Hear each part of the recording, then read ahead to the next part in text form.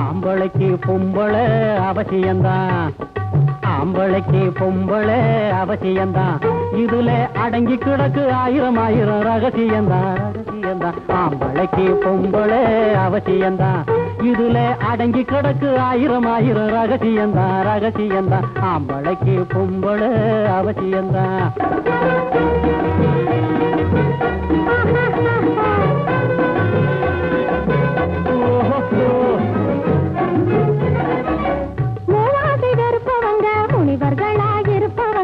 என்ன மண்ணு பொண்ணு பெண்ணு என் கண்ணு மூவாசை வெறுப்பவங்க முனிவர்களாக இருப்பவங்க மங்கையர்கள் துணை இல்லாம வாழவில்லையா, மங்கையர்கள் துணை இல்லாம வாழவில்லையா.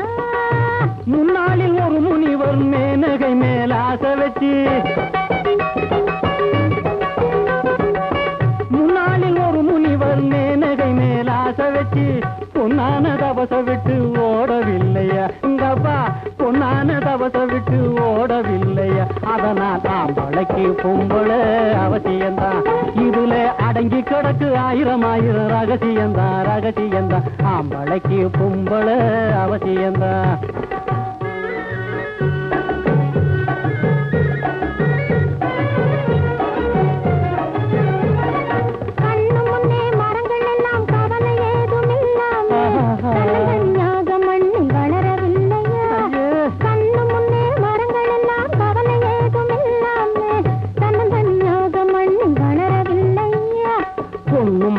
மரத்தில் உண்டு பேதமில்லா காதல் கொண்டு, பொண்ணும் ஆணும் மரத்தில் உண்டு பேதமில்லா காதல் கொண்டு, பூப்பதுவும் காய்ப்பதுவும் புரியவில்லையா, பூப்பதுவும் காய்ப்பதுவும் புரியவில்லையா. அது போல ஆம்பளைக்கு பொம்பளை அவசியம்தான், இதுல அடங்கி கிடக்கு ஆயிரம் ஆயிரம் ரகசியம்தான் ரகசியம்தான். ஆம்பளைக்கு பொம்பளை அவசியம்தான்.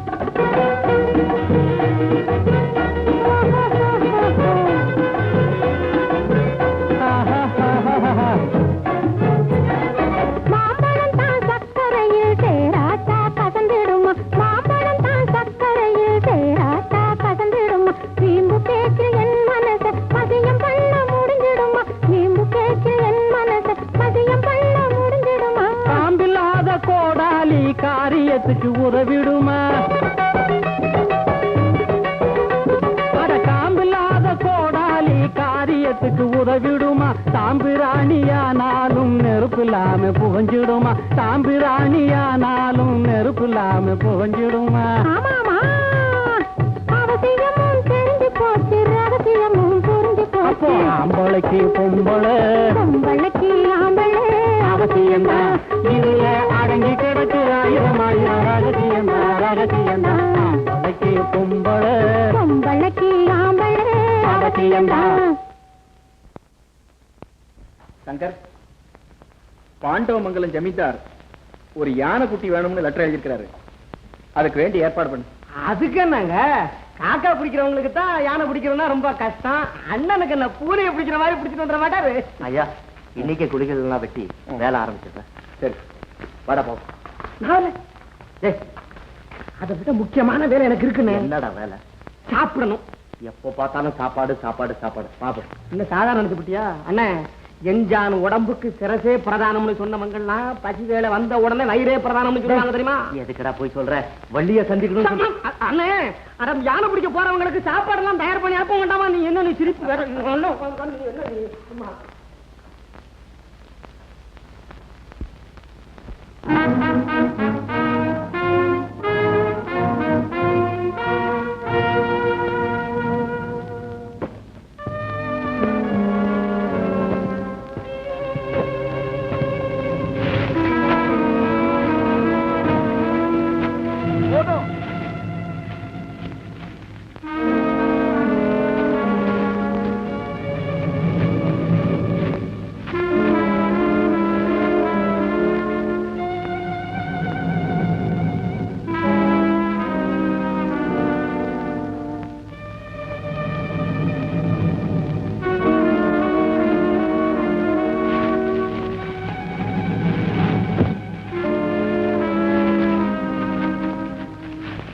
வழக்கமா இந்த நேரத்துக்கு தான் யானை கூட்டி இந்த பக்கமா வரும்.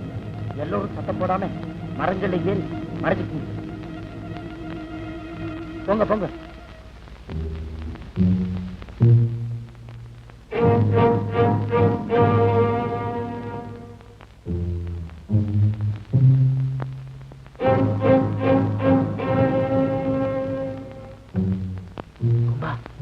ஜாக்கிரதையா பாத்துங்க.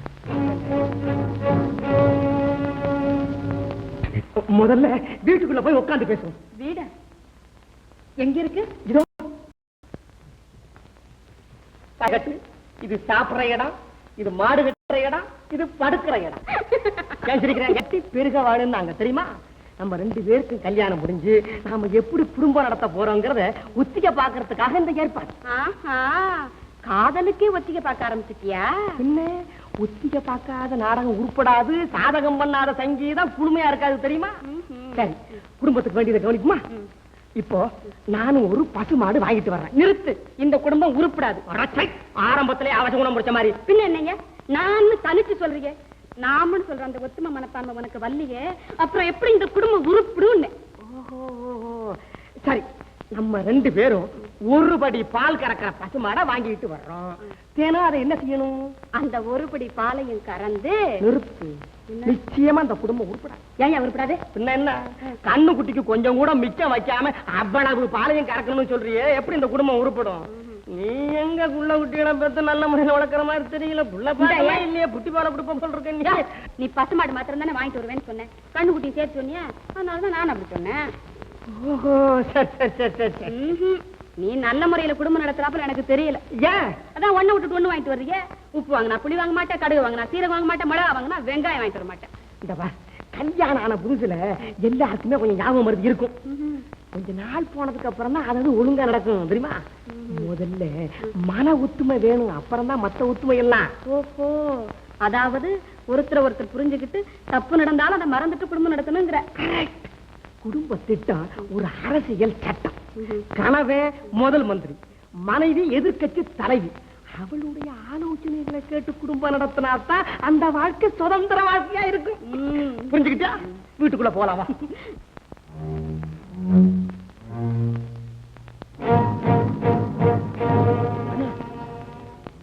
அது ஏற்கனவே குழியில விழுந்து தப்பிச்ச யானை அப்படி பாத்துக்கிட்டே போகுது.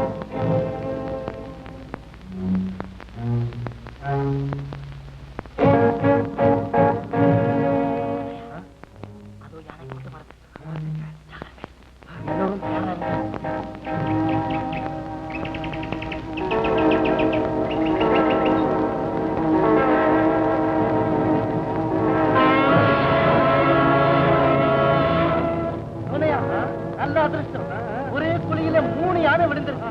வாங்க போவோம், வாங்க போவோம், வாங்க போவோம்.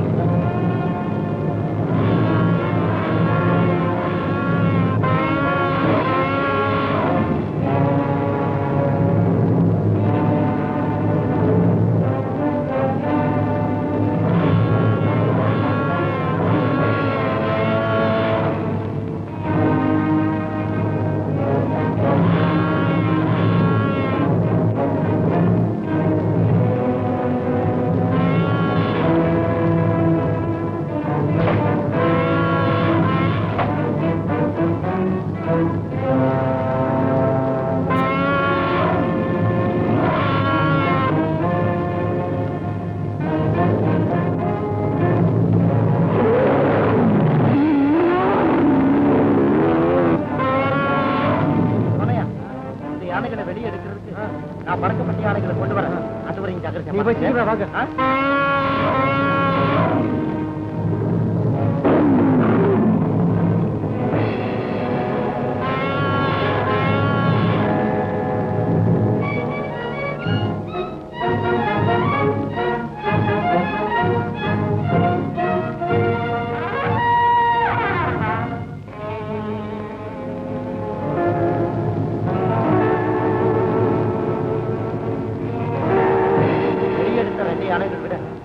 நானும் ரொம்ப பொருளாதான் இருக்கேன்.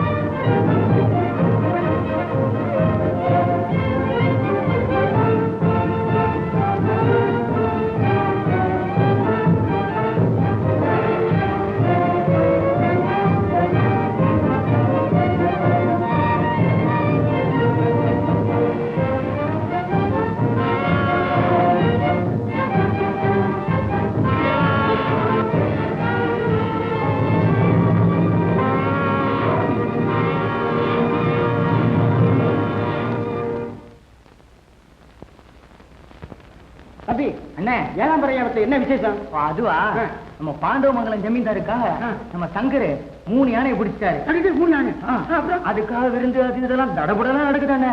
நம்ம சிங்கப்பாளையம் ஜமீன்தார் மகன் லீலா இல்ல, அது கூட நாட்டியம் ஆட போகுது. அப்புறம் நாளைக்கு மதவாசிங்க திருவிழா வேற, போட்டிங்கெல்லாம் ஏராளமா இருக்குது. ஆமா, இப்ப நாட்டியம் பார்க்க வரல நீ? நான் வரேன், நீங்க போங்க. தம்பி சப்ளை ஆக்கி வந்துடுறேன். வந்துருங்க தம்பி.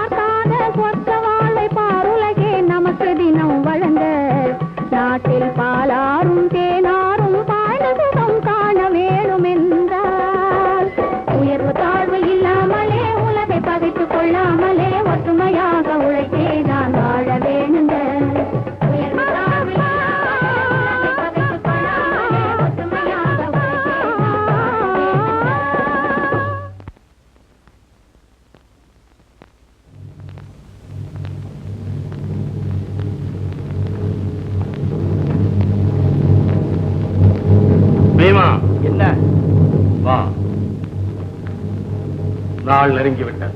எதற்கு? அந்த சங்கரை தொலைப்பதற்கு. விவரமா சொல்லுங்க. காட்டு விழாவிலே போட்டி விளையாட்டுகள் நடக்க இருக்கிறது. அதிலே நாம் கலந்து கொள்ள வேண்டும். விளையாடுறதுக்கு இதுவா நேரம்? ஆரம்பம் விளையாட்டுத்தான், ஆனால் முடிவு சங்கரின் உயிருக்கே வினையாக இருக்கும். பீமா, அருமையான யோஜனை. அதுக்கு நான் சரணாகதி.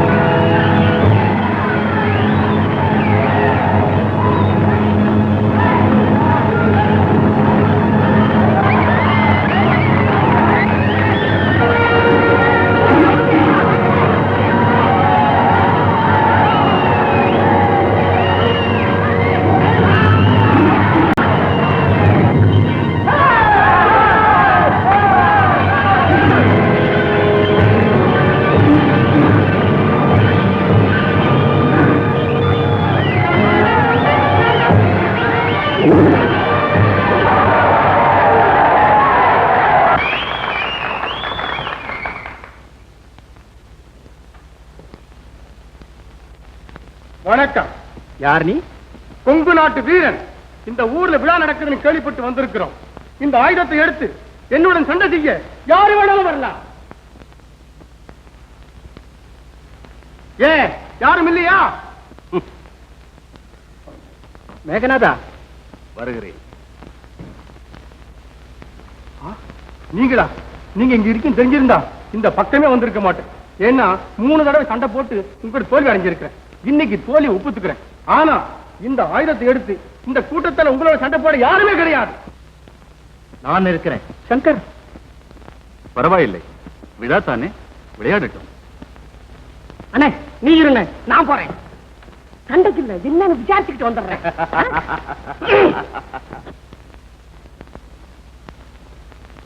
அண்ணே, உயிர் போனாலும் பரவாயில்ல, ஜெயிக்காம வந்துடாத. ஏதாவது ஒண்ணு அப்படி திரும்ப தாங்கிடுறேன்.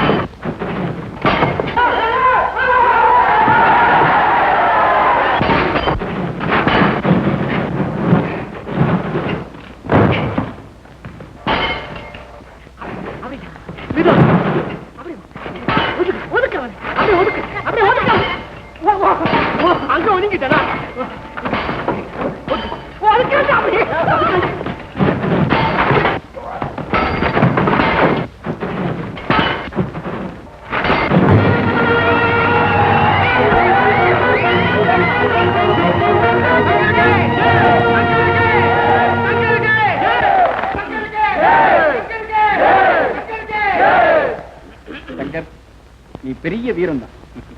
வீரன்னா ஒரு விதத்திலையா? பல விதத்துல.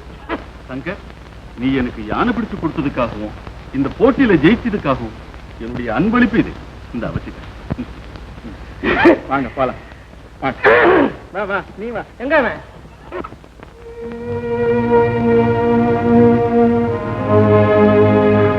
மாட்டாயே, இதுலயும் தப்பிச்சுட்டான்.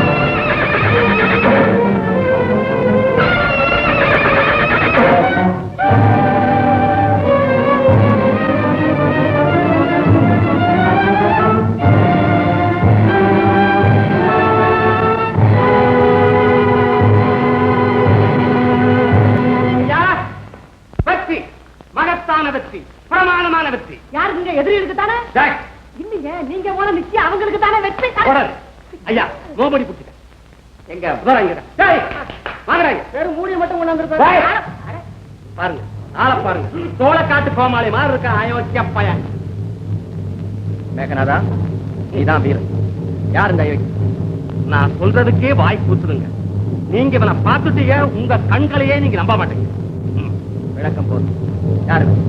டேய்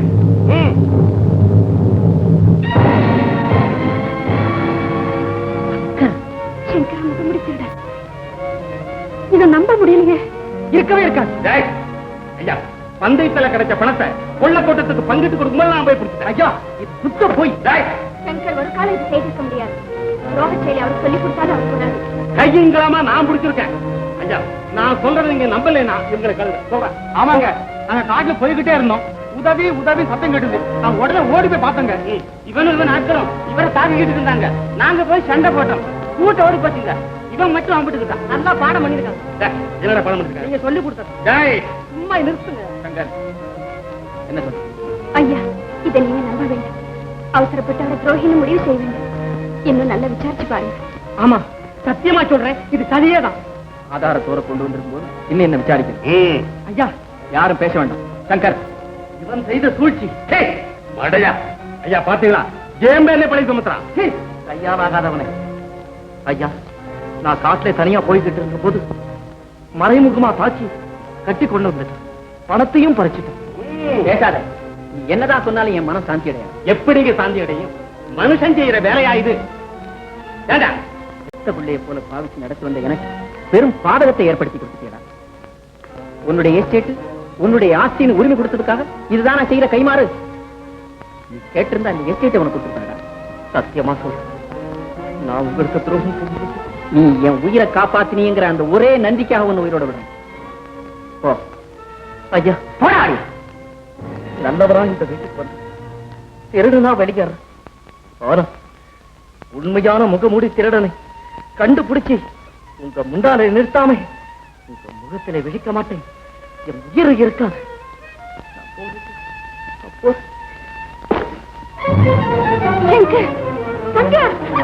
எல்லாரும் போங்க உள்ள. போங்க போங்க போங்க. நான் கூட வரேன். வேண்டா கந்தா, நாங்க இருக்க மாட்டோம். வேண்டா கந்தா, நான் சொல்றது கேட்க. பூச்சிக்காரர்களும் சுயநல கும்பலும் நடமாடுற இந்த நேரத்துல ஐயாவை கண்டு அவருக்கு இன்னைக்கு கூட வரக்கூடாது.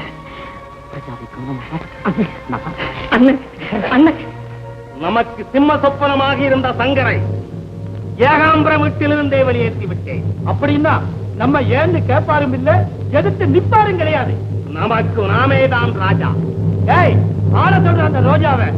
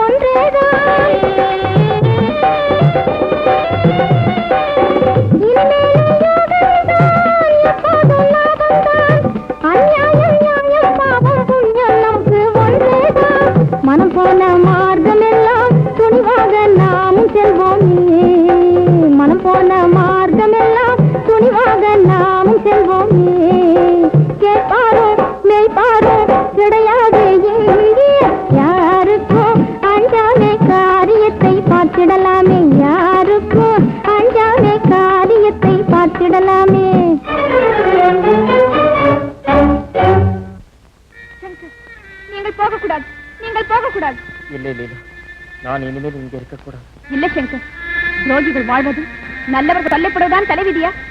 எப்போது எதை அனுபவிக்க வேண்டும் அதை அனுபவிக்கத்தானே தீர வேண்டும். ஏகாம்பர ஐயாவிடம் நான் பேசுகிறேன், என்னுடன் வாருங்கள். சூடான கண்ணாடி கண்ணீரை தெளித்தான், கண்ணாடி உடைந்து போய் ஆத்திரத்தோடு இருக்கும் அவரிடம் நியாயம் பேசினான். மேலும் ஆவேசம்தான் உண்டான். அதற்காக நீங்கள் வீடான பழியை சுமக்க வேண்டுமா? உண்மை இதுதான் என்பதை நிரூபிக்கிறவன் வழியை சுமந்துதானே ஆக வேண்டும். என் பேச்சை கேளுங்க, மறுக்காது. வாருங்கள் சங்கர். நீதா, என் வாழ்வு தாழ்வில் உனக்கு அக்கறை உண்டானா? இப்போது எனக்கு நேர்ந்திருக்கும் அவமானத்தை தீர்ப்பதில் உனக்கு பங்குண்டு என்று நீ நினைத்தான். மறுபடியும் அழிக்காத லீலா, அழிக்காத லீலா. சங்கர், லீலா, களங்கமற்றவன் என்ற பெயருடன் விரைவில் திரும்ப அந்த நாளை எதிர்பார்த்தேன். இப்போ என்னை போக அனுமதி கொடு லீலா. உங்களுக்காக காத்திருக்கேன், வழி மேல் விழி வைத்து உங்கள் வரவுக்காக எதிர்பார்த்திருக்கேன். சென்று வாருங்கள் சங்கர், சென்று வாருங்கள். லீலா, சங்கர், லீலா, சங்கர்.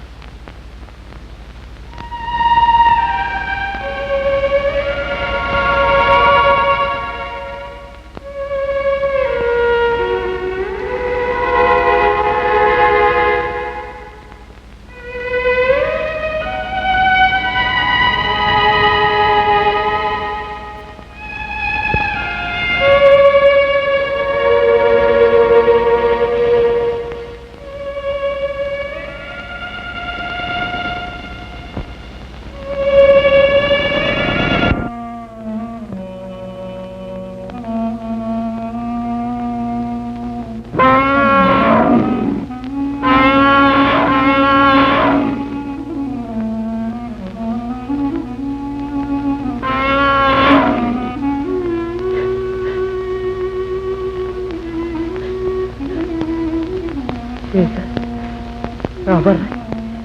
எனக்கு அனுமதி கொடு சேகர், அனுமதி கொடு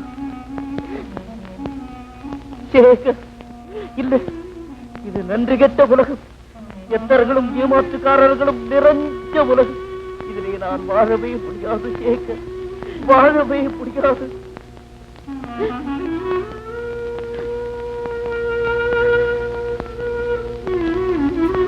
சேகர், எனக்காக இந்த உலகத்தில் கண்ணீர் வடிக்கக்கூடிய ஒரு ஜீவன் இந்த மனித குலத்தருகே. நீ எனக்காக அழ கண்ணீர் வடிக்க நான் எப்படி நன்றியை தெரியப்படுத்துறதுன்னு எனக்கு தெரியலையே சேகர், எனக்கு தெரியலையே சேகர். சேகர், சேகர், நீ ரொம்ப அறிவாளி சேகர். ஆனா நான் இனி ஒரு வினாடியே இங்க இருக்க முடியாது சேகர், நான் இருக்க முடியாது.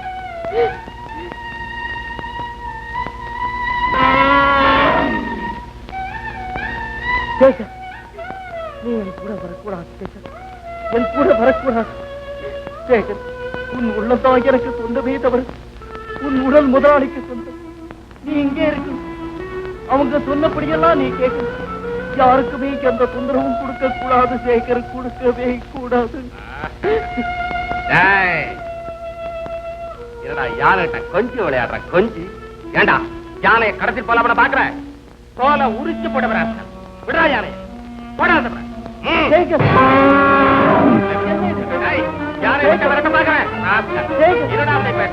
நீ அப்படியெல்லாம் பேசக்கூடாது, நீ அப்படியெல்லாம் பேசக்கூடாது சேகர்.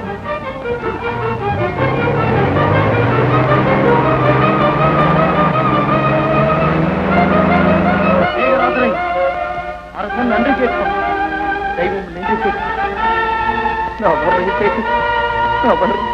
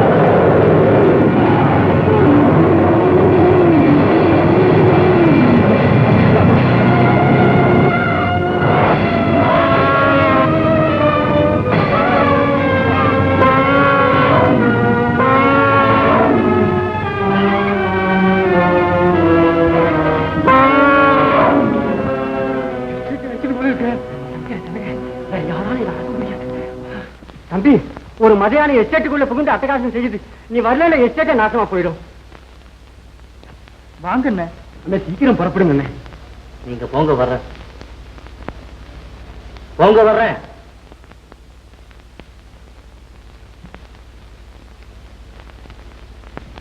சங்கர், புறப்படு.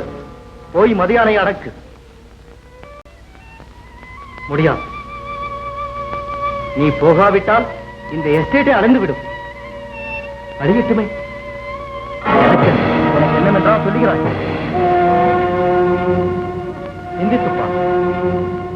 சிந்தித்துப்பா.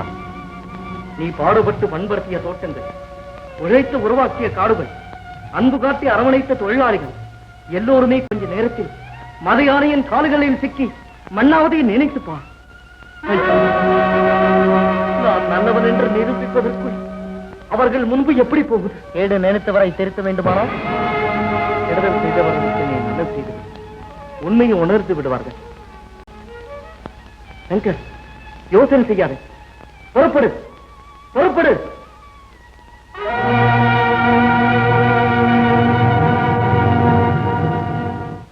நம்ம லீலாவோட அப்பா அமெரிக்காவில இருந்து புறப்பட்டாராம். நேரம் இங்கதான் வரப்போறாராம். வரட்டுமே. அப்படியா? இந்த விஷயத்தை லீலாட்ட சொல்லிட்டு வரேன்னா? எஜமா, ஒரு மதையான காட்டுக்குள்ள வந்து ஒரே அட்டகாசம் பண்ணிக்கிட்டு இருக்கு. யானை அடக்கணுமே. நான் போய் அடக்கிறேன். காரணம் அடிச்சிருக்கேன். அந்த யானை அடக்க நம்ம சங்கர் போயிருக்காருங்க. சங்கர், என்னடா உளற? ஐயா, நீங்க நம்புறீங்களா? யானை பிடிக்கிறேன், பூனை பிடிக்கிறேன்னு சொல்லி உங்களை ஏமாத்தி பழையபடி இங்க வேலைக்கு வந்து சேர்றதுக்காக செய்யற சூழ்ச்சி. யானோட அட்டாலும் தாங்க முடியல. அதை அடக்கல யாரும் தப்ப முடியாதுங்க.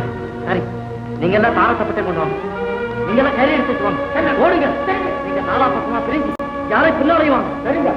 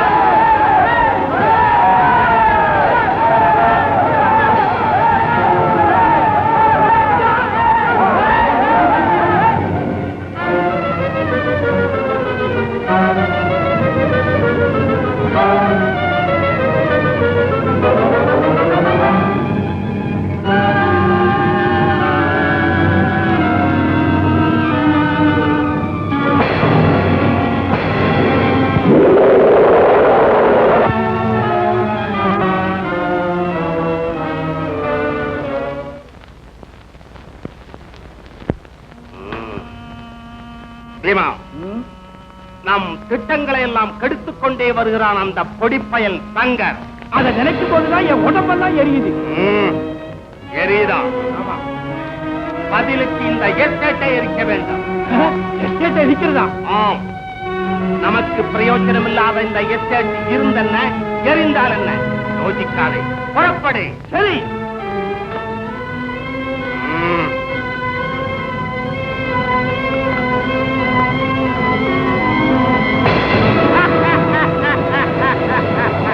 வளைந்தான் சங்கர்.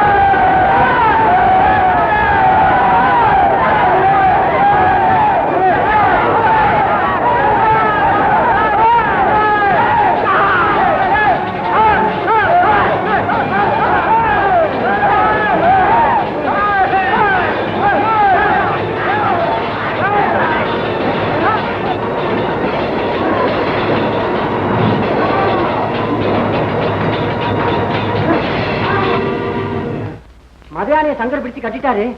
ஆனா முகமுடி திருட காட்டுக்கு நெருப்பி வச்சுட்டு யானையும் அவத்தோட முயற்சிக்கிறானுங்க. அப்படின்னா சங்கர் முகமுடி திருடன் இல்லை. இப்ப சங்கரங்க கொள்ளக்கூட்டத்தோடு வடக்கு பக்கம் சண்டை போட்டுட்டு இருக்காருங்க.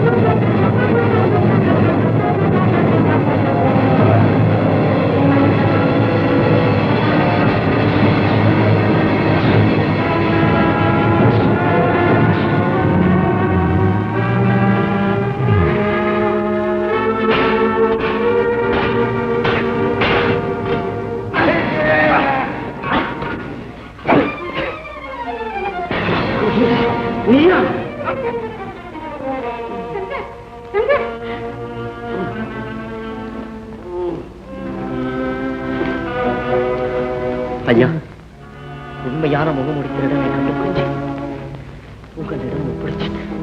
ஐயா, நான் அன்னைக்கு சொன்னேனே சங்கர் நிரபராதின்னு, இப்போது தெரிஞ்சிட்டீங்களா?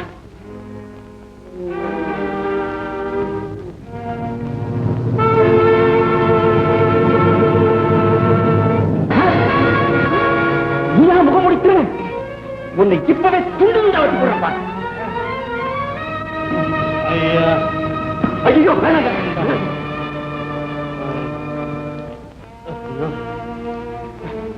சங்கர் நல்லவன், நான் தான் துரோகி.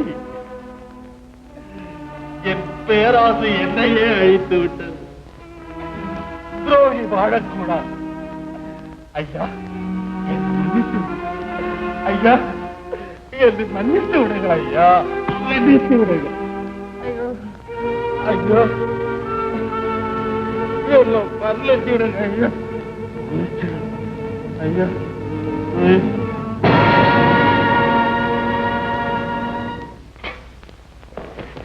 ஐயா ஐயா, திருட்டு பட்டை துரத்திக்கிட்டே போனோம். எல்லாரும் மரத்தில் இருந்து உருண்டு விழுந்து அத்தனை பேரும் செத்து போயிட்டாங்க. ஆமா சங்கர் சங்கர் சங்கர் இவன் தான் முகம் முடிச்சிருக்கா? ரொம்ப நாள் எனக்கு சந்தேகம். சந்தேகத்தை பார்த்து சண்டால போய் தம்மடங்களா இருக்குமா? எதுக்கு ஒரு பக்கம் குத்தி வச்சிருக்கான்? இந்த பெட்டியால் தான் உனக்கு நல்வாழ்வு என்று சொன்னீர்களே. நல்லவன் என்று நான், கெட்டவன் என்று நான் இப்படி மாறி மாறி காட்சி அளித்து தடுமாறிக்கொண்டே இருக்கிறதா நல்வாழ்வு என்று சொன்னீர்களா? அப்பேற்பட்ட வாழ்வு எனக்கு வேண்டாமப்பா, வேண்டாம்.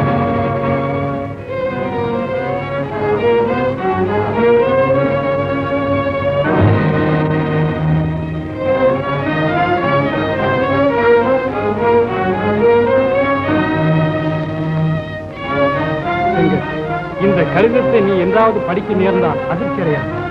நீ அணிந்திருந்த நகைகள் இந்த பெட்டியில் இருக்கின்றது. சுமார் 20 ஆண்டுகளுக்கு முன்பு நீ 3 வயது குழந்தையாக இருக்கும்போது கார்குடி என்ற இடத்தில் நான் உன் கண்டெடுத்தேன்.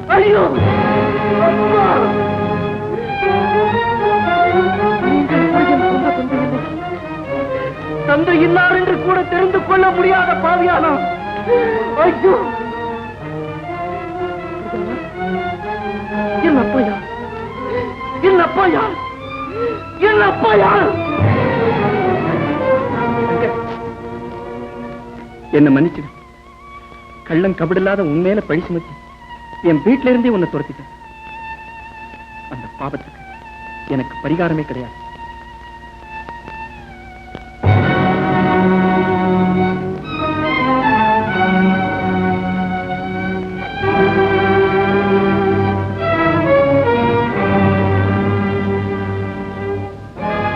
சங்கர், இந்த நகையெல்லாம் ஏது உனக்கு? ஏன் பெட்டியெல்லாம் கீழே போட்டிருக்கிற?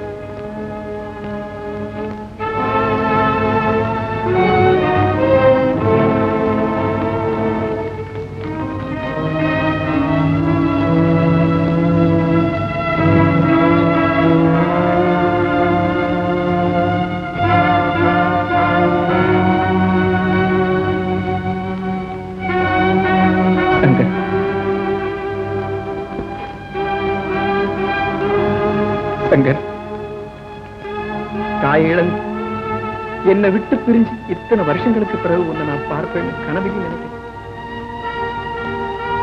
மேகநாதன் எத்தனையோ உன்னை பற்றி குற்றங்கள் சொல்லியிருக்கேன்.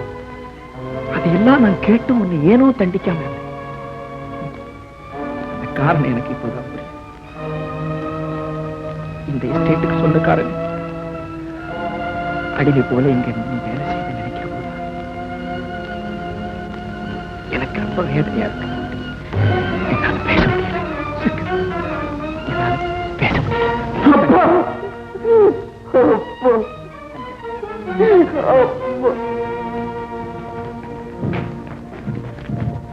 கௌரி, ஒரு சந்தோஷ சமாச்சாரம். காணாம போன என் மகன் கிடைச்சிட்டான். இதோ சங்கர் தான் என் மகன். அதுக்குரிய ஆதாரம் இந்த நகைகளும் கடிதம் உண்டு. அப்படியா? அம்மா, தம்பி, அண்ணா, இன்னொரு நல்ல சமாச்சாரம். என்ன? காணாம போன என் மகனும் கிடைச்சிட்டான். எங்க? நீலாதான் என் மகன். இப்போ ஜமிதா அவர் தான் வர வழியில எல்லா விவரமும் சொன்னார். ஆமாங்க, சுமார் 15 வருஷத்துக்கு முன்னாடி இந்த பக்கத்து காட்டுல லீலாவை கண்டெடுத்து கூட்டிட்டு போய் வளர்த்துக்கிட்டு வந்தேன். நம்ம ஐயாவுடைய மகனா தங்கறல்ல பாத்தீங்களா? நான் இன்னார்னு தெரியாம கஷ்டப்பட்டு கண்ட இடமெல்லாம் சுத்தி அலைஞ்சு காத்தையும் தண்ணியும் குடிச்சு வளர்ந்ததுனாலதான் இந்த எஸ்டேட்டை இவ்வளவு பொறுப்பா கவனிச்சிருக்காரு. நான் பெரிய இடத்துக்குள்ளன்னு தெரிஞ்சிருந்தது விமர் வந்திருக்கும் எஸ்டேட் ஒரு தினசா எங்க இருந்து வளர்ந்து கடைசியில அவங்க சேர வேண்டிய இடத்துல சேர்ந்தாச்சு. லீலாவுக்கு வந்து என் மேல ரொம்ப கோபம் இருந்தது. அது இப்ப இருக்காதுன்னு நினைக்கிறேன். போங்க ஐயா, கோபமாவது அண்ணன் உங்க மகன்னு தெரிஞ்ச உடனே லீலா உங்க முன்னால் நிக்கிறதுக்கே வெக்கப்படுது. பிரிஞ்சவங்க கூட எல்லாரும் ரொம்ப சந்தோஷமா இருப்பாங்கன்னு சொன்னாங்க. அதே போல நாம எல்லாரும் சந்தோஷமாவே தான் இருக்கோம். இந்த சந்தோஷமான நேரத்துல சங்கருக்கு லீலாவுக்கு கல்யாணத்தை பண்ணி